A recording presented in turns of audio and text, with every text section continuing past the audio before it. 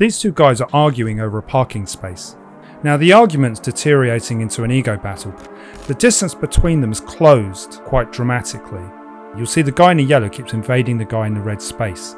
He's stepping forward, he's pushing him, and when the guy in the red steps back, the guy in the yellow essentially follows in and pushes him again.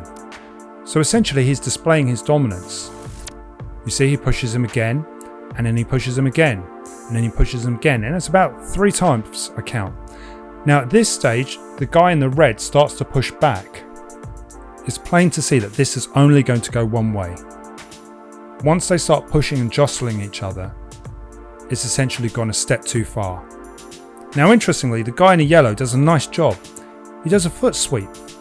He moves in close enough to get into a clinch space, and he does a foot sweep. Sweeps the guy in red over, but notice the guy in red, he immediately puts his right leg up as he falls to the floor. He does a good job in defending his space. He puts his leg in the way just to maintain distance, and then quickly scrambles to his feet. And now the confrontation's escalated. They're in the heat of the battle. So the guy in the yellow went for a punch and missed. So red t-shirt immediately has his hands up. He's defending his space and he's moving forward. So essentially he's taking the fight to yellow t-shirt. Now interestingly, he goes for a kick, which doesn't surprise me. This is in China. A lot of people train sandar out there. But he goes for his kick and he misses. In fact, he falls over. So yellow t-shirt tries to follow up, but obviously misses at that point too.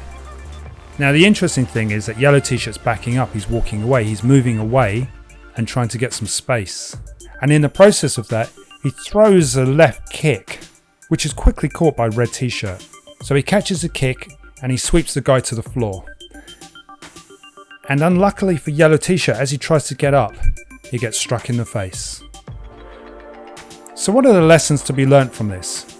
Well, there was a huge amount of lessons in controlling distance and space. Initially, the guy in the yellow t-shirt was the one that was invading space. In response, the red t-shirt didn't do a very good job in controlling the distance. But what he did do was take advantage of the kick.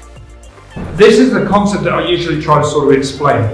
Anything that comes above waist height, I use my hands to catch, my hands to block, or to capture. So if he's kicking above waist height, just kick high for me. 1, then I'll use my leg, my hand to capture the kick, get rid of it. Oops. Kicking can be quite dangerous in a real self-defense environment. And this is a classic example of why you don't kick. In this instance, the kick was caught, and this can be quite common in street fights. And of course, the risk is always greater of falling over if you try to kick in a real street fight.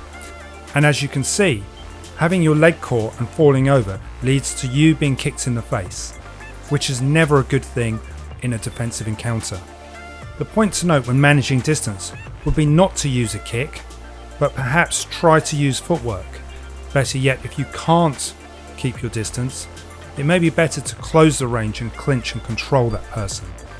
At least in a hand fight, you've got a better opportunity to control, manage weapon draws, and look for the right time to break away. You see, ego battles are just that. They're confrontations where people forget the science of fighting. What they end up doing is focusing on their emotions. And in this sense, the pushing and the jostling were signs of an ego battle that presented more risks of danger for both of these men in the street. Thanks for watching.